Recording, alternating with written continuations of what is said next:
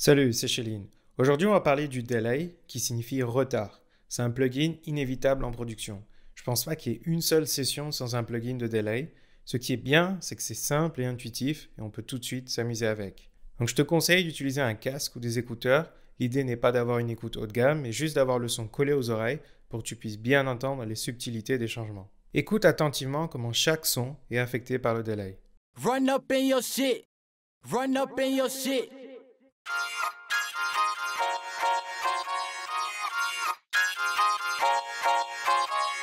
I could wait 1,000 days. You never wait for me. You never wait for me. Even when I ran away, you're all that I could see. You're all that I could see.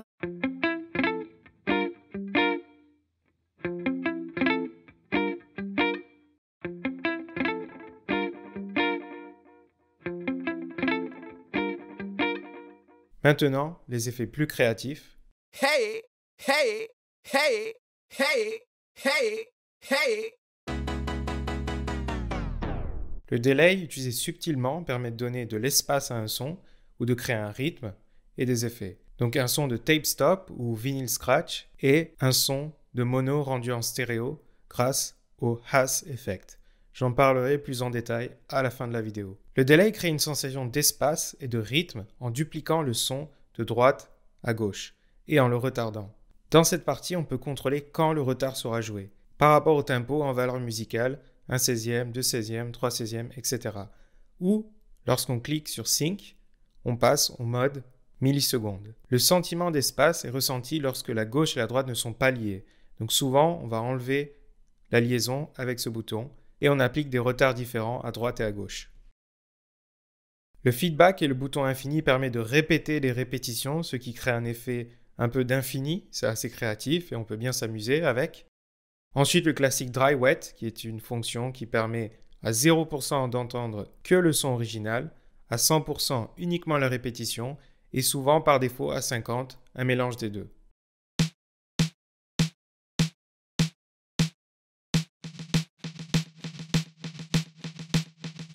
Dans cet exemple, on voit bien visuellement les effets du delay.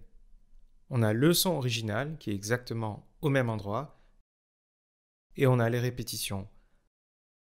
Alors si les répétitions sont sur une piste et une seule ligne, c'est pour montrer que c'est sur un seul côté. Donc celle-là à gauche, qui est la première à jouer puisque c'est en 2 16e, et celle-là à droite qui joue un peu plus tard parce que c'est en 3 16e. Et on voit bien ces répétitions tout le long de la loupe. Ensuite, on a d'autres répétitions en plus, comme celle-là, celle-là, celle-là.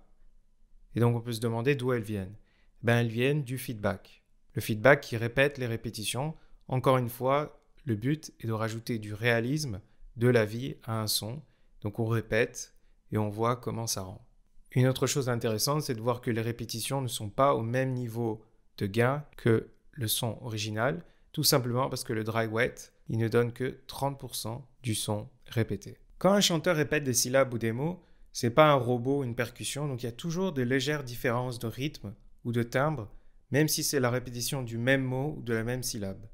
Donc cette partie permet de moduler les répétitions avec un filtre et d'autres réglages pour rendre ces répétitions différentes de l'original et donner un peu de réalisme. Alors on va écouter le delay dans un contexte un peu plus vivant, donc ici un son et une loop house.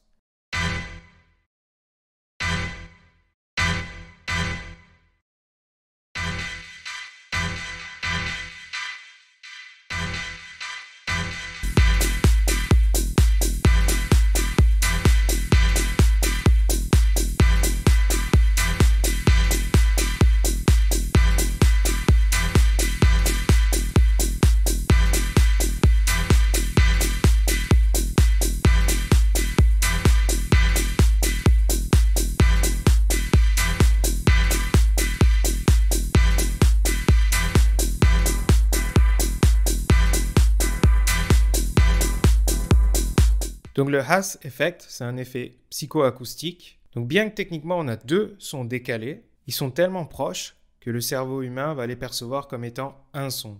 Donc le résultat, c'est qu'on va percevoir un son avec une stéréo super large. Hey, hey, hey, hey, hey, Hey, hey. Donc c'est une méthode très simple pour élargir les sons en mixage ou alors donner un effet à des pads ou des synthés par exemple.